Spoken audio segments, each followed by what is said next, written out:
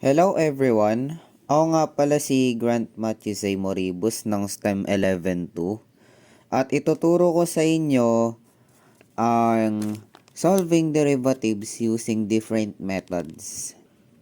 Una, sisimulan natin sa power rule.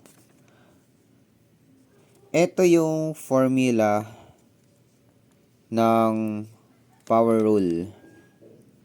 Ituturo ko nga pala kung paano siya gawin. Ganito lang siya kadali. Gumawa ko dito ng mga sasagutan para ituro sa inyo kung paano siya gawin. 3x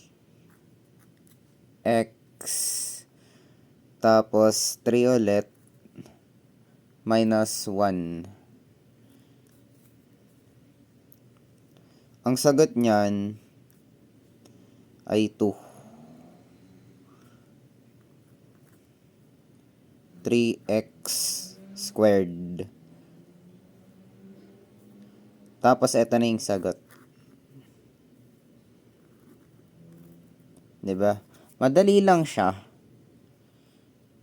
Una yung 4x tapos 4 ulit minus 1 natin. Tapos 4 ulit sa baba, ito. Then x, then 4 minus 1 is equals to 3. Yan, ito na yung sagot, guys. Tapos 5 minus 1, 4. Yan. Ganyan lang po kadali yung power rule.